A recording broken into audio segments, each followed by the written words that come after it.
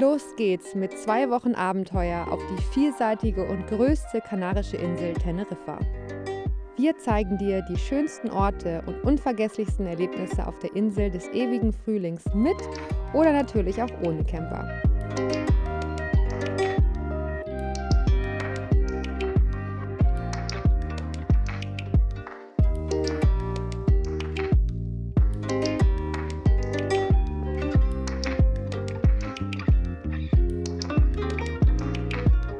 Wir nehmen die Fähre von Huelva aus, also vom spanischen Festland, und starten nach Santa Cruz de Tenerife. Die Fährfahrt dauert 38 Stunden und kostet mit 2 Personen und unserem L2H2-Van über 800 Euro. Übrigens findest du alle wichtigen Informationen zu der Reise, einschließlich Route, genauer Kosten, Highlights und Download-Links für die Karten unten in der Beschreibung. Auf dem Festland angekommen, fahren wir ein Stück in den Süden, um von dort unsere eigentliche Reiseroute von ca. 300 Kilometern zu starten.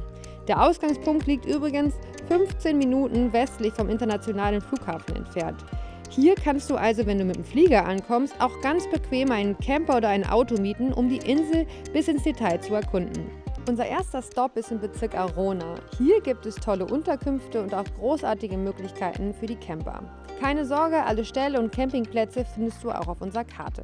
Hier findest du verschiedene Bars und Restaurants und tolle goldene Sandstrände sowie auch schwarze Vulkansandstrände.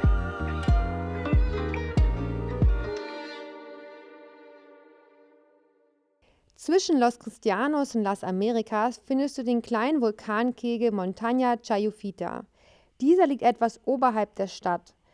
Eine kurze Wanderung führt dich zu einem traumhaften Ausblick über das Meer und auf die Nachbarinsel La Gomera. Las Americas ist bekannt für seine wunderschönen Sonnenuntergänge, großartigen Surfspots und aufregendem Nachtleben. Es gibt hier unzählige Möglichkeiten für weitere Aktivitäten. Der bekannte Siam Wasserpark, Jetski, Tennis oder man bucht eine Tour für Whale- und Delfin-Watching. Das milde subtropische Klima auf Teneriffa ist das ganze Jahr über angenehm und macht die Insel zu einem ganzjährigen Reiseziel.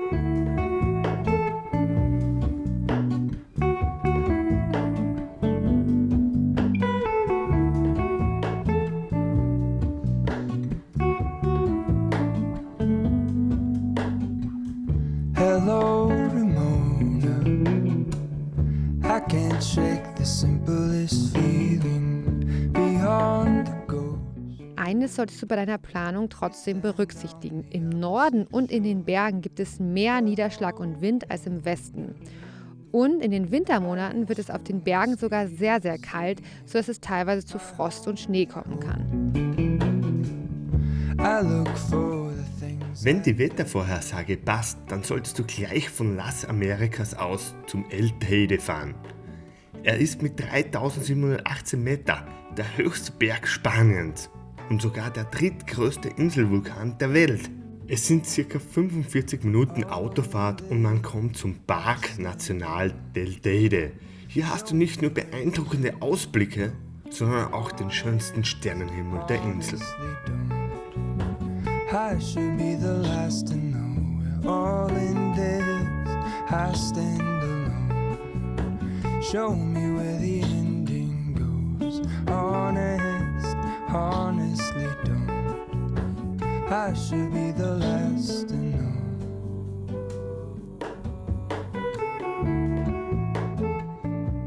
Nimm am besten wärmere Kleidung mit. Auf dieser Höhe ist es deutlich kälter und manchmal kann es sogar schneien. Wenn du Glück hast, kannst du also am gleichen Tag in der Sonne brutzeln und durch den Schnee stapfen. Wenn du mit der Gondel auf den El Teide hinauf willst, dann musst du frühzeitig reservieren oder einen Guide buchen. Dazu findest du unten in der Beschreibung die nötigen Informationen.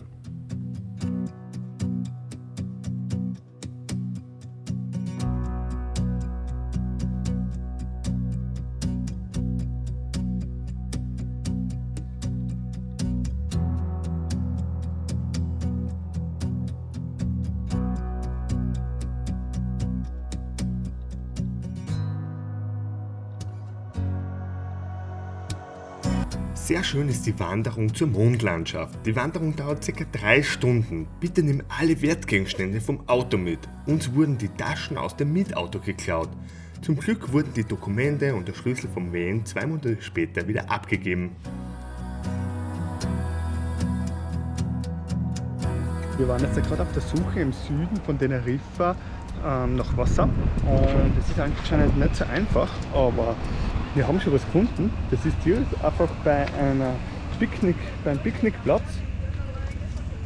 Können wir Wasser auffüllen und da ist ein mega Druck drauf und das funktioniert echt gut.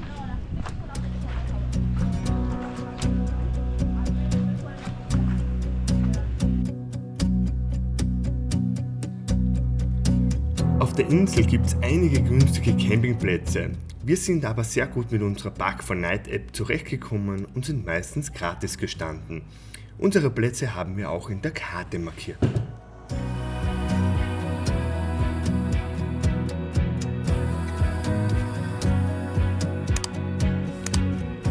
Der nächste Stopp ist etwas nördlich, in einer kleinen Bucht bei Playa del Puertito de Adeje.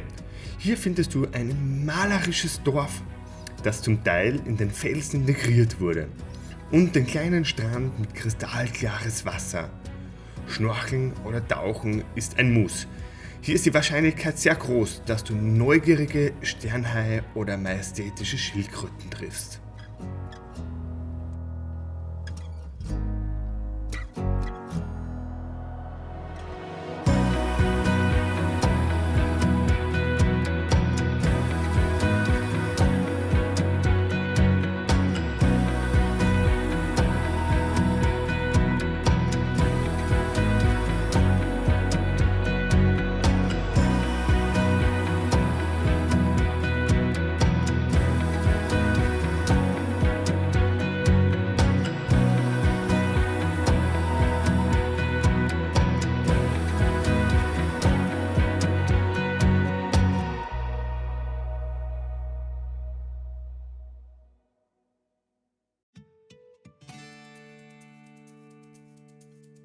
Unser Abenteuer führt uns weiter nach Puerto de Santiago in der Nähe des Playa de la Arena. Hier gibt es einen wunderschönen kleinen schwarzen Vulkanstrand.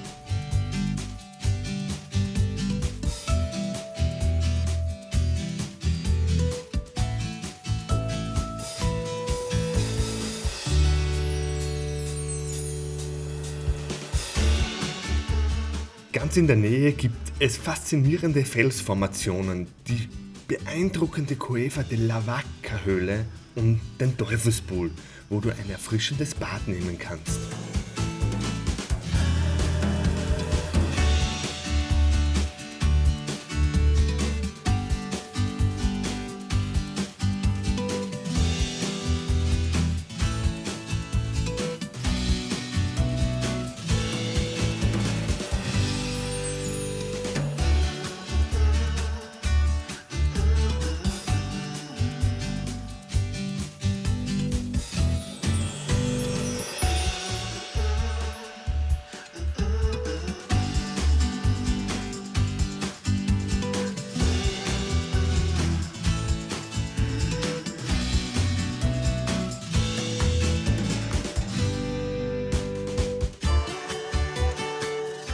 Von Puerto de Santiago aus kann man entlang der Küste in Richtung Norden wandern. Unterwegs gibt es viele schöne Aussichtspunkte und den interessanten Piscina Natural Acantilado de los Gigantes, ein natürlicher Wellenpool, der vor größeren Wellen geschützt ist. Wandert man weiter entlang der Küste, erreicht man Puerto de los Gigantes, einen kleinen, charmanten Hafen mit einem atemberaubenden Aussicht auf die riesigen Felswände von Los Gigantes. Hier gibt es viele weitere atemberaubende Wanderwege ins Steno-Gebirge.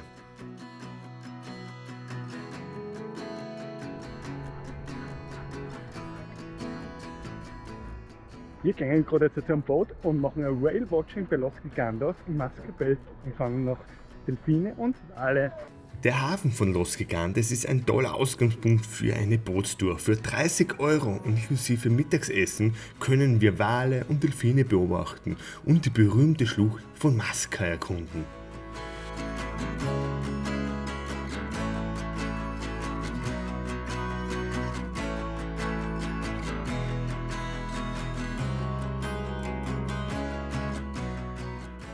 Eines meiner persönlichen Highlights im Nordwesten von Teneriffa ist das Dorf Masca mit seiner einzigartigen Naturkulisse.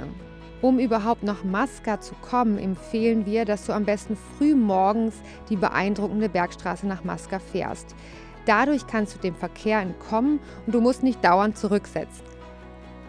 Die Straßen sind nämlich definitiv recht schmal und damit definitiv nichts für längere Wohnmobile.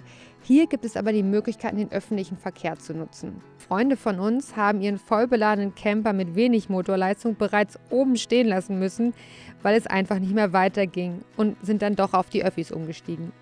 Die Umgebung ist eine der faszinierendsten Naturlandschaften der Insel. Sie ist durch tiefe Schluchten, steile Klippen und einzigartige Vegetation geprägt. Aufgrund seiner natürlichen Schönheit ist Masca zu einem touristischen Anziehungspunkt geworden. Hier gibt es auch eine der beliebtesten Wanderungen Teneriffas, entlang der Masca-Schlucht hinunter zum Meer. Ein kleiner Tipp: Plane rechtzeitig, da du dich für diese Wanderung anmelden musst. Es ist sogar ratsam, mindestens 2 Monate im Voraus zu reservieren oder einen Guide zu buchen. Weitere Informationen findest du unten in der Beschreibung.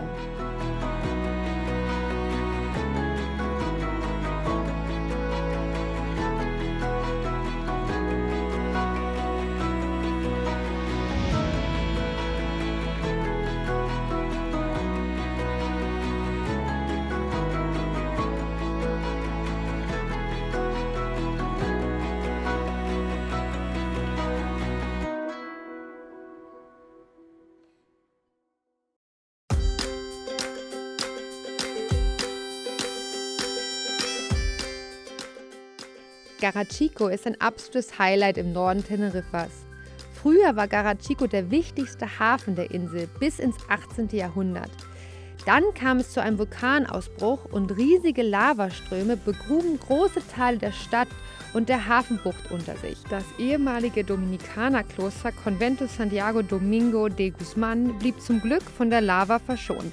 Es ist definitiv ein Besuch wert. Es hat einen wunderschönen kleinen Garten und von dort hast du eine tolle Aussicht auf die Küste.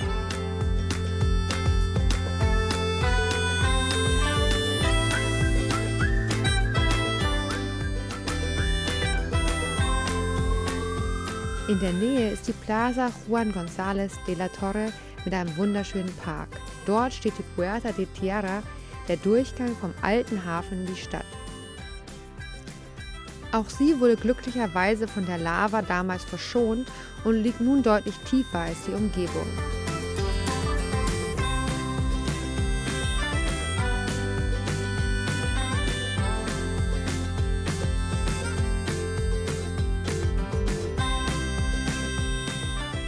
Die erstarrte Lava formte ebenfalls neue Küstenlinien und Felsen, darunter die berühmten natürlichen Meerwasserbecken von El Caleton. Diese sind jetzt das Herzstück von Garachico und bieten ein einzigartiges Badeerlebnis.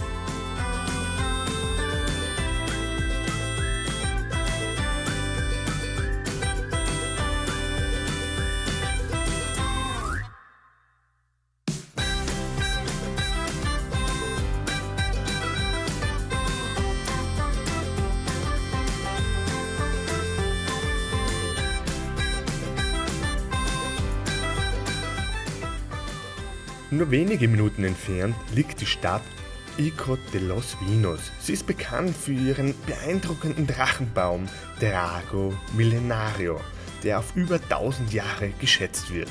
Dieser macht ihn zu einem der ältesten der Welt. Dieser imposante Baum ist ein viel fotografiertes Wahrzeichen von Teneriffa und ein beliebtes Touristenziel, das Besucher aus aller Welt anzieht. Neben dem Drachenbaum gibt es in Ico wunderschöne Parks, Weinanbaugebiete und die Möglichkeit, in der charmanten Altstadt eine Weinverkostung zu machen. Ico ist auch bekannt für seine traditionelles Tabla-Rennen gegen Ende Oktober, wo die Teilnehmer auf Holzbrettern die steilen Straßen hinuntersausen.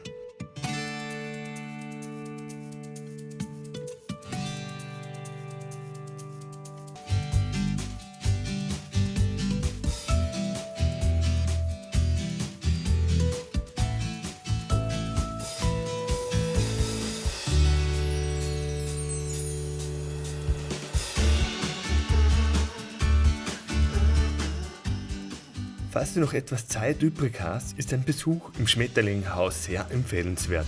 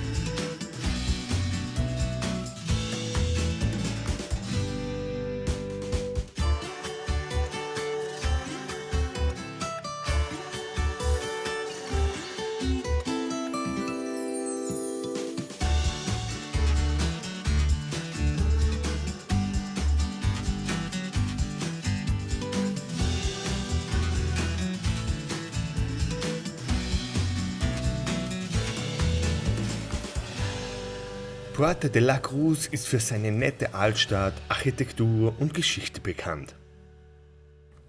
Die große Poolanlage in Puerto de la Cruz ist spektakulär und bietet die Möglichkeit, dort einen Tag in Urlaubsstimmung zu verbringen. In der Nähe befindet sich ein kleiner Surfstrand und eine Surfschule für Anfänger.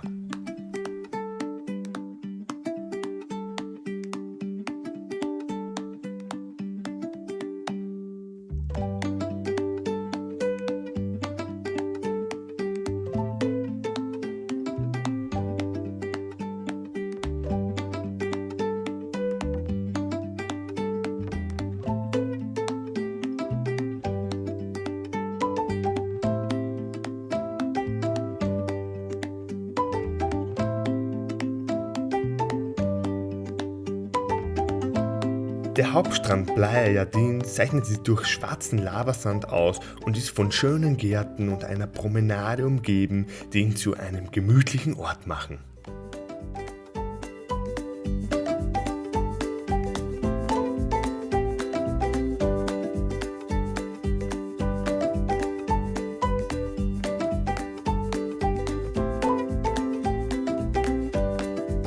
Etwas nördlich findest du wunderschöne Wanderungen, wie zum Beispiel bei Costa del Sol.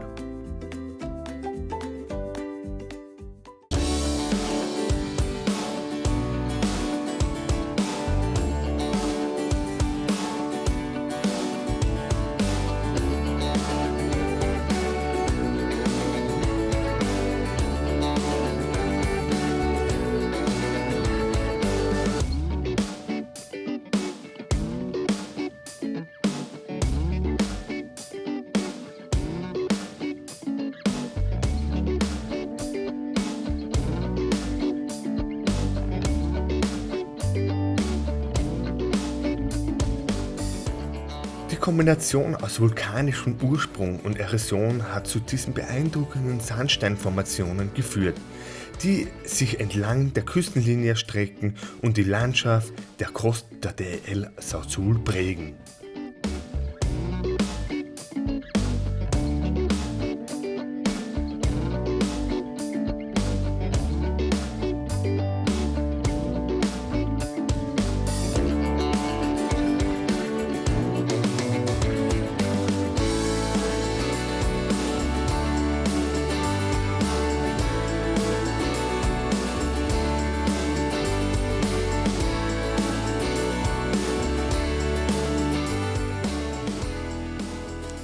La Laguna wurde im 15. Jahrhundert gegründet und gilt als eine der am besten erhaltenen Kolonialstädte Spaniens. Die Stadt bietet dir eine perfekte Kombination aus Kultur und Natur. Neben den historischen Gebäuden und Plätzen mit tollen Cafés ist das Anaga-Gebirge mit unglaublich tollen Wanderungen nicht weit.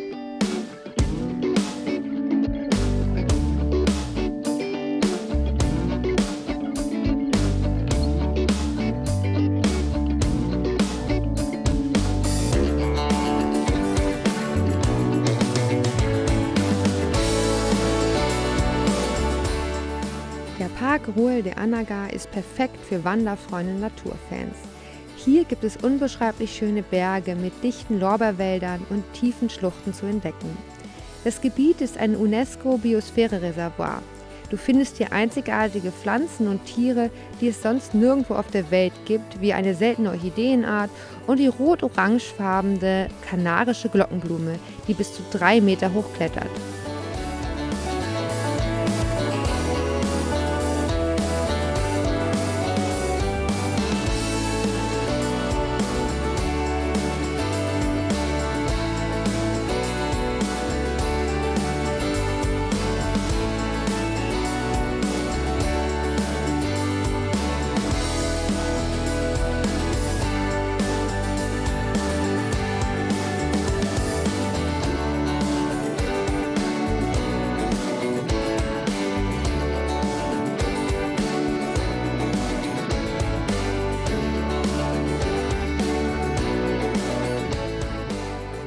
Beniro ist ein kleines Dorf an der Nordküste von Teneriffa und ein Paradies für Wanderer.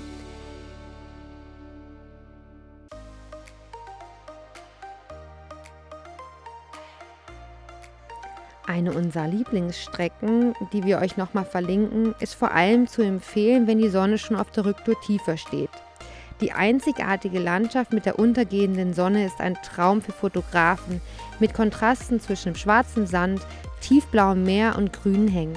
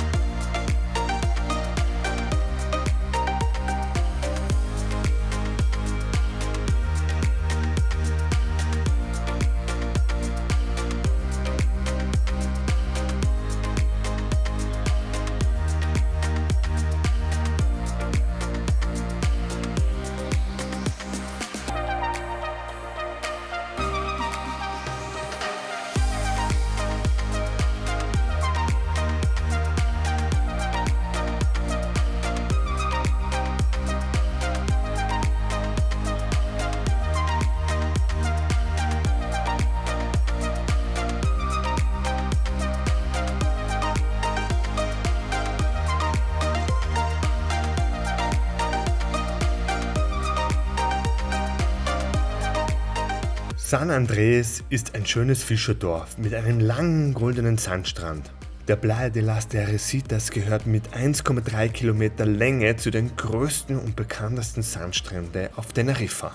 In den 1970er Jahren wurde über 270.000 Tonnen Sand aus der Sahara-Wüste importiert, um diesen großen und einzigartigen Strand zu schaffen. Es ist der ideale Ort für einen entspannenden Tag am Meer und um frischen Fisch in den örtlichen Restaurants zu genießen.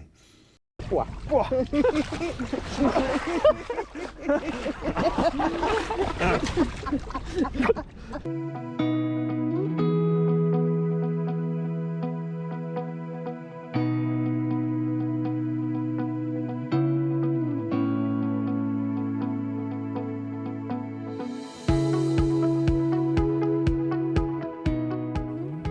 Santa Cruz, die lebhafte Hauptstadt von Teneriffa, bietet eine Fülle von Erlebnissen für Besucher.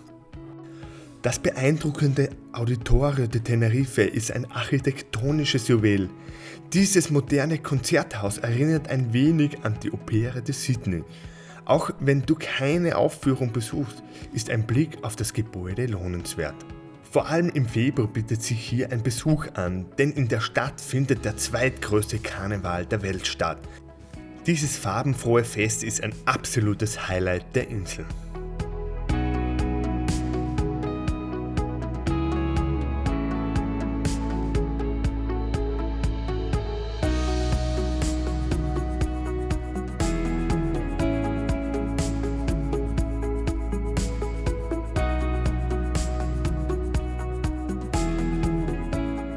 Auf dem Weg in Richtung Süden besuche unbedingt den Steinbogen Arco de Tajao in San Miguel. Er liegt nahe der Straße und ist in wenigen Minuten zu Fuß erreichbar.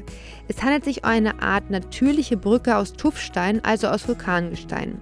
Von hier aus gibt es auch die Möglichkeit, bis zur Küste zu wandern. Der nächste Ort, El Médano, ist ein wahres Urlaubsparadies für Surfer, Kiter und Naturliebhaber. Hier ist eigentlich immer Wind. Die schöne Stadt bietet viele Einkehrmöglichkeiten und versetzt einen sofort in Urlaubsstimmung.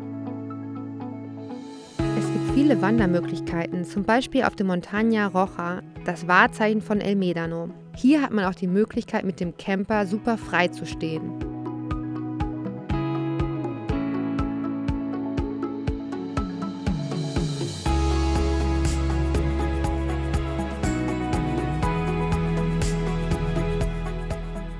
In der Umgebung gibt es einige tolle Tauch- und Schnorchelspots und weitere Wandermöglichkeiten, wie zum Beispiel beim Playa Amarilla.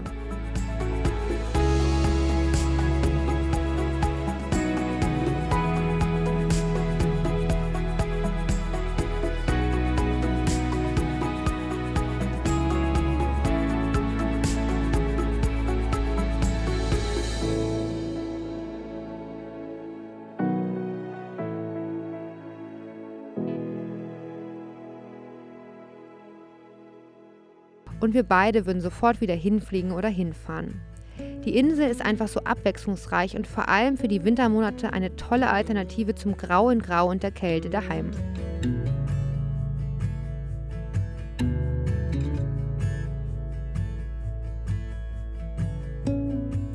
Im nächsten Video erkunden wir für 5 Tage eine viel kleinere und noch viel jüngere Insel der Kanaren. Wir freuen uns schon drauf. Falls euch das Video gefallen hat, lasst gerne ein Like da und abonniert kostenlos unseren Kanal. Schreibt gerne in die Kommentare, was euch gefallen hat oder was wir noch verbessern sollen. Und teilt das Video gerne mit Freunden. Eure Unterstützung hilft uns dabei, weitere Videos und Karten für euch zu produzieren. Wir wünschen euch eine super schöne Reise und danke fürs Dabeisein.